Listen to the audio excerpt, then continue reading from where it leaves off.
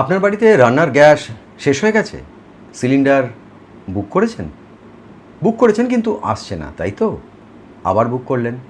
এবার জানানো হলো ন্যূনতম 25 দিনের আগে গ্যাস সিলিন্ডার বুক করা যাবে না।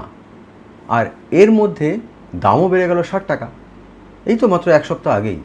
এটা শুধু আমার আপনার গল্প না, এই মুহূর্তে গোটা দেশের কোটি কোটি পরিবার একই সমস্যায় নাজেহাল হচ্ছে। রেস্তোরাঁ বন্ধ হয়ে যাচ্ছে, হোটেল বন্ধ হচ্ছে, ইন্ডাকশান কুকারের দোকানে লম্বা লাইন, বিয়ে পর্যন্ত পিছিয়ে যাচ্ছে, কারণ ক্যাটারার বরাত নিতে চাইছে না। বিয়ে বাড়ি বা অনুষ্ঠান বাড়িতে রান্না হবে কি দিয়ে?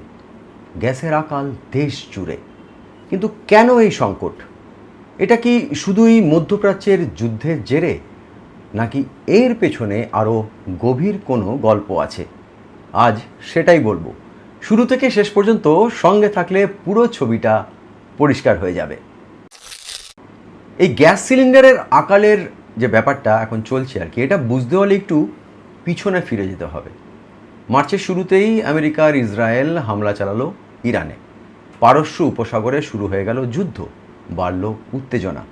গোটা দুনিয়ার এনার্জি মার্কেটে কাঁপন ধরে গেল। কারণ একটাই, স্ট্রেইট অফ হরমুজ। হরমুজ প্রণালী চলে এলো শিরোনামে। হরমুজ প্রণালী একটি সরু সামুদ্রিক পথ, ইরান আর ওমানের মাঝখান দিয়ে বয়ে গিয়েছে এই প্রণালী। গোটা পৃথিবীর মোট তেল ব্যবসার প্রায় 1/5 এই পথ দিয়েই চলে।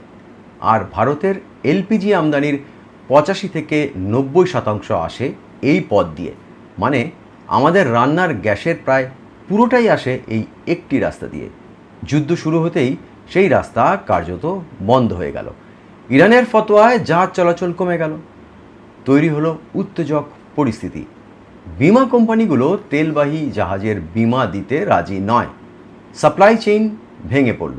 ফলাফল 7ই মার্চ 2026 সরকার ঘরোয়া সিলিন্ডারের দাম 60 টাকা বাড়িয়ে দিল। কমার্শিয়াল সিলিন্ডারে বাড়ল 115 টাকা। আর বুকিংয়ের ন্যূনতম গ্যাপ 21 দিন থেকে বাড়িয়ে করা হলো 25 দিন। আর গ্রাম বা প্রত্যন্তগঞ্জে তা করা হলো 45 দিন। এবার কিছু কঠিন তথ্যের ওপর চোখ রাখি। ভারত প্রতি বছর প্রায় 3,13,00,000 টন এলপিজি ব্যবহার করে। আমরা নিজেরা উৎপাদন করি মোটে 12 থেকে 13 লাখ টন। বাকিটা পুরোপুরি আমদানির ওপর ভরসা করতে হয়। মোট চাহিদার প্রায় 60% বাইরে থেকে আনতে হয়। আর সেই আমদানির প্রায় 90% আসে এই হরমুজ প্রণালী দিয়ে। 2011-12 সালে ভারতের এলপিজি আমদানির যে পরিমাণ ছিল, 2024-25 এসে তা প্রায় 3 গুণ হয়ে গেছে। এবার আসি স্টোরেজের কথায়। সবচেয়ে ভয়ের তথ্যটা লুকিয়ে আছে এখানে। ভারতে মাত্র 2টো আন্ডারগ্রাউন্ড এলপিজি স্টোরেজ ক্যাভার্ন আছে, একটা ম্যাঙ্গালুরুতে আর একটা বিশাখাপত্তনমে। দুটো স্টোরেজ মিলিয়ে মোট ধারণ ক্ষমতা মাত্র 1,40,000 টন। এটা ভারতের মোট দৈনিক এলপিজি ব্যবহারের 2 দিনেরও কম। এবার তুলনা করুন ইউরোপের সঙ্গে। ইউরোপে গ্যাসের স্ট্র্যাটেজিক স্টোরেজ আছে বার্ষিক ব্যবহারের 25%। অনেক দেশে সেটা 90 দিনের রিজার্ভ রাখা বাধ্যতামূলক হয়েছে। আর আমাদের মাত্র 2 দিন। গ্যাস সিলিন্ডারের আকালের জেরে প্রথমেই মার খাচ্ছে কমার্শিয়াল সেক্টর।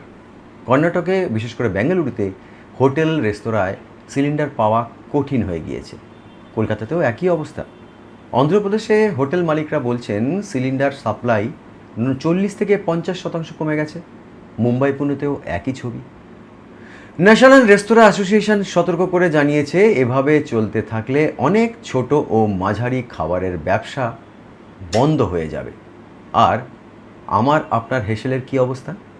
গৃহস্থালির সিলিন্ডারে সরকার অগ্রাধিকার দিচ্ছে ঠিকই, কিন্তু সিলিন্ডারের ডেলিভারি নিতে দিতে আর কি দেরি হচ্ছে। বারবার হ্যাং করে যাওয়া অ্যাপে কোনো মতে বুকিং করা গেলেও সিলিন্ডার পাওয়ার নিশ্চয়তা নেই। এবার আসি সবচেয়ে বেশি সমস্যায় কারা পড়ছেন সেই প্রসঙ্গে। সবচেয়ে বেশি সমস্যায় পড়ছেন সমাজের সেই সব মানুষ যাদের কাছে কোনো বিকল্প ব্যবস্থা নেই। প্রত্যন্ত এলাকার মানুষ, দরিদ্র পরিবার, ছোট ব্যবসায়ী, এদের অবস্থা সব থেকে খারাপ। দিল্লিতে নাকি দোকানে মানে ওই ইলেকট্রনিক গুডসের দোকানে ইন্ডাকশান কুকার পাওয়া যাচ্ছে না। আরও অনেক শহরে ইন্ডাকশান কুকার কেনার জন্য দোকানে দোকানে লাইন পড়ছে। অ্যামাজন মানে যে অ্যামাজন অ্যাপ সেটা চেক করে দেখতে পারেন, নামি দামি ব্র্যান্ডের ইন্ডাকশান কুকারের মডেলগুলো কারেন্টলি আনঅ্যাভেলেবেল দেখাচ্ছে। মানুষ বিকল্প খুঁজছেন, কিন্তু সবার পক্ষে সেই বিকল্প কেনার সামর্থ্য নেই। এলপিজি সংকট ঢুকে পড়েছে রাজনীতির অন্দরমহলেও। বিরোধী দল কংগ্রেসের দাবি যে সরকার উজ্জ্বল যোজনায় কোটি কোটি সংযোগ দিয়েছে, কিন্তু তার পেছনে কি কোনো সঠিক পরিকাঠামো তৈরি হয়েছিল? স্টোরেজ কি বাড়ানো হয়েছিল? রাহুল গান্ধীর অভিযোগ, এই সংকট এখনই সামলানো না গেলে আরও বড় আকার ধারণ করবে। সরকারের তরফে পেট্রোলিয়াম মন্ত্রী হরদীপ সিং পুরী বলেছেন, ঘরোয়া সরবরাহ ঠিক রাখাই সরকারের প্রধান লক্ষ্য। ডোমেস্টিক রিফাইনারিগুলোকে নির্দেশ দেওয়া হয়েছে যে উৎপাদন 25% বাড়াতে। ন্যাচারাল গ্যাস কন্ট্রোল অর্ডারও জারি করা হয়েছে। সরকারি তথ্য বলছে ভারত এখন 40টি দেশ থেকে তেল আমদানি করে।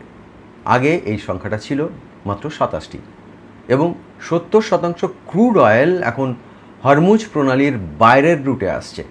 উজ্জ্বলা যোজনার সুবিধাভোগীরা অবশ্য এখনও সিলিন্ডার প্রতি 300 টাকা ভর্তুকি পাচ্ছেন। দিল্লিতে তাদের জন্য সিলিন্ডারের দাম পড়ছে 610 টাকা।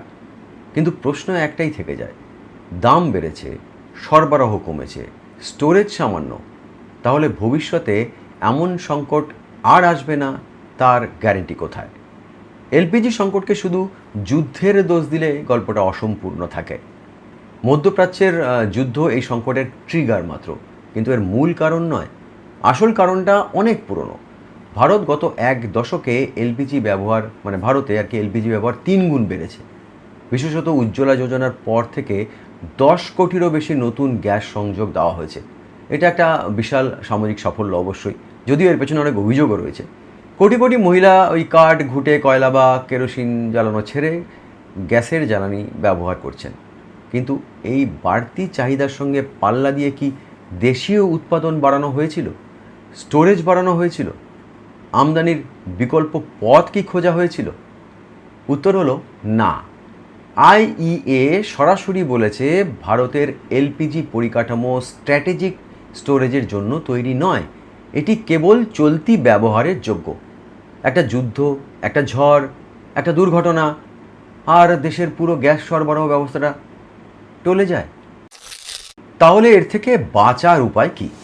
কি কি পদক্ষেপ নিতে হবে? বিশেষজ্ঞরা 3টে বিষয়কে তুলে ধরছেন। 1 নম্বর হলো স্ট্র্যাটেজিক স্টোরেজ বাড়ানো। ভারতকে অন্তত 30 দিনের এলপিজি রিজার্ভ গড়ে তুলতে হবে। লবণ গুহা বা পুরনো গ্যাস ক্ষেত্রে আন্ডারগ্রাউন্ড স্টোরেজ তৈরি করা সম্ভব। ইউরোপ এটা করে দেখিয়েছে, তাহলে আমরা কেন করিনি বা আমরা কেন পারিনি? 2, আমদানির বিকল্প পথ খুঁজতে হবে। হরমুজ প্রণালীর উপর নির্ভরতা কমাতে হবে। আফ্রিকা, লাতিন আমেরিকা, রাশিয়া থেকে বিকল্প সাপ্লাই চেইন তৈরি করতে হবে। 3 নম্বর, দেশীয় উৎপাদন বৃদ্ধি। দেশের ভেতরের রিফাইনারিগুলো থেকে এলপিজি উৎপাদন কতটা বাড়ানো সম্ভব সেই সম্ভাবনা ঠিকমতো খতিয়ে দেখা হয়নি, তাই আমাদের দেশে উৎপাদন এত কম। আরেকটু দীর্ঘমেয়াদে ভাবলে রান্নাঘরে বৈদ্যুতিক বিকল্পের দিকে ধীরে ধীরে সরে যেতে হবে। রিনিউয়েবল এনার্জি বা নবায়নযোগ্য শক্তিকে আরও বেশি করে কাজে লাগালে সেটা সম্ভব হবে আর কি। হ্যাঁ, মানছি এগুলো রাতারাতি হবে না, কিন্তু শুরু করতে হবে এখন থেকেই। হাজার হাজার মাইল দূরে একটা যুদ্ধ শুরু হলো, আর তার ঢেউ এসে পড়ল আমার আপনার রান্নাঘরে। কিন্তু সত্যি বলতে এই সংকট হঠাৎ করে কিন্তু আসেনি। এটা একটা পরিকাঠামোগত দুর্বলতার প্রকাশ। বিশ্বের 2য় বৃহত্তম এলপিজি ব্যবহারকারী দেশের মাত্র 2 দিনের স্টোরেজ ক্ষমতা, ভাবুন একবার। এটা কোনো হঠাৎ দুর্ঘটনা নয়, এটা একটা পরিকল্পনার ফাঁক বা গলদ বলতে পারেন। আজ হরমুজ প্রণালী বন্ধ, কাল হয়তো অন্য কিছু হবে। সেই পরিস্থিতিতে টিকে থাকার ক্ষমতা তৈরি করাই এখন সরকারের সবচেয়ে বড় কাজ। আর আমাদের কাজ কি? আমরা তো আমি যেমন একজন সাধারণ নাগরিক, তো আমরা সাধারণ নাগরিক হিসাবে আমরা অন্তত এইটুকু করতে পারি যে এই প্রশ্নগুলো সামনে নিয়ে আসতে পারি। চাইতে পারি। সরকারের আশ্বাস আর মন্ত্রীর বিবৃতি জ্বালানির নিরাপত্তা নিশ্চিত করতে পারে না। এলপিজি সিলিন্ডার ডিস্ট্রিবিউটরদের অফিসগুলোর সামনে আপনারা সবাই দেখেছেন যে লাইন কীরকম বাড়ছে দিন দিন। দেখলেই বোঝা যায় যে সংকট কতটা গভীরে। আমার আপনার রান্নাঘরে নিয়মিত আগুন না জ্বললে বিবৃতি আর আশ্বাস দিয়ে কিন্তু পেট ভরবে না। ওই যে কথায় বলে না, পাপি পেট কা সওয়াল। আজ এই পর্যন্তই। এরকমই কোনো গুরুত্বপূর্ণ খবরের চুলচেরা বিশ্লেষণ নিয়ে আবার হাজির হব বিটুইন দ্য লাইনস উইথ চিনুতে। ভালো লাগলে চ্যানেলটি সাবস্ক্রাইব করতে ভুলবেন না, আর সাবস্ক্রাইব করলে পাশের বেল আইকনটি কিন্তু প্রেস করবেন। ভালো থাকুন, নমস্কার।